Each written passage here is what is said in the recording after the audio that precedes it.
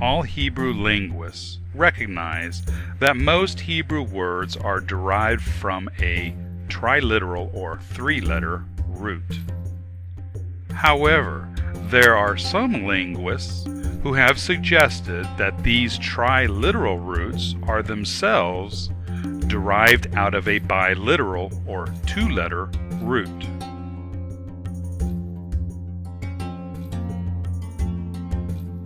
Rabbi Matityahu Clark, in his book Etymological Dictionary of Biblical Hebrew, records and organizes Rabbi Samson Raphael Hirsch's commentaries of the Bible, which relate to the Hebrew language. Rabbi Clark stated, "The second major analytical tool in the Hirsch system we will call gradational variants.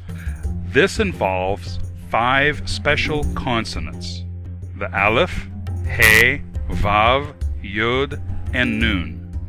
These consonants play a special role with respect to roots whose third consonant is identical with the second. The new root form does not change the basic meaning of the original root, but adds some nuances of meaning."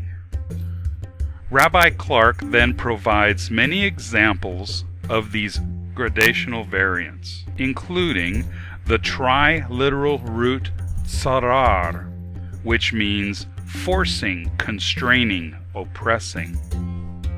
As mentioned, the second and third consonants are identical, the letter resh. And the gradational variants of tsarar are natsar, guarding or protecting; yatsar, forming or creating; tsur, fencing or enclosing. The meaning of the triliteral root radad is a flattening down or submitting totally. And the gradational variants are rada, ruling over or having dominion over; yarad, going down; rud, humbling.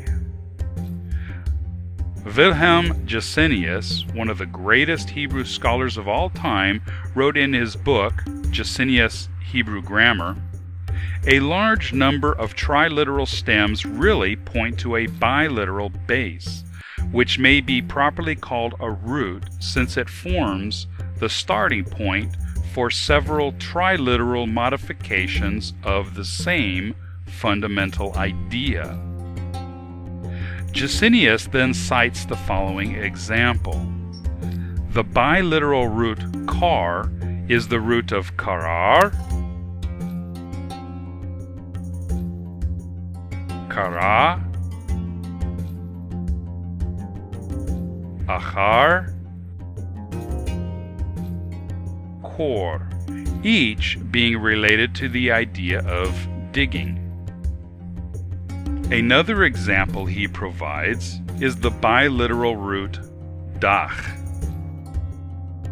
The root of dacha, dacha, dachach,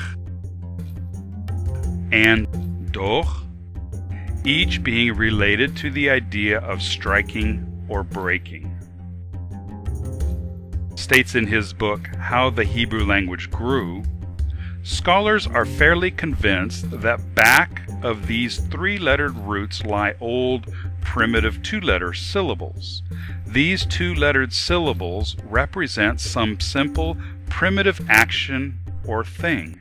It does seem quite clear that there existed a biliteral or two-letter base for many, if not most, of our three-lettered roots. Horowitz then provides the following example from the root gaz. Guz, to cut. Gazar, to cut. Gaza, to cut. Gazaz, to shear. Gaza, to cut. Gazem, a locust. Gazal, to rob. Horowitz continues, each of the words in turn gave rise to many other words. For example, from gazar we have migzara, an axe. From gaza we have geza, the stalk of a tree, what's left after all the branches have been cut off. From gazaz we have gaza, wool. Gaza is the root of gazit, which means hewn stones, and from gazal we have gazela, robbery. And Horowitz adds, do not be surprised if so many of these comparatively few two-lettered roots mean to cut, to split, to slit, or slice. After all, everything that primitive man did in the way of making a living for himself and his family, in some way or other, involved a cutting action. Roots. Roots are very important when studying the Hebrew language because all words come from a root. Without understanding the root, you can't understand the word. So let's take a look at a couple of roots. Here's the word el. These are parent roots. What I call a parent root are words that are composed of two letters, sticking two letters together and forming parent roots. Here we have el, dog. What is dog? Fish. Good. Esh. Etz is a tree. Har, mountain. Bar, grain. Dam, blood. Lev, heart. These are all foundational words. These are the parent roots of the rest of the entire Hebrew alphabet, or the Hebrew vocabulary. Child roots are formed by placing a vowel inside the parent root. How many of you have heard there are no vowels in Hebrew? How many of you have heard that? It's wrong. No matter where you heard it, it's wrong. There are 4 vowels in the ancient Hebrew language. The aleph, the he, the vav, and the yod. Now, each of these work as a consonant, but they also double as vowels, much like our letter Y.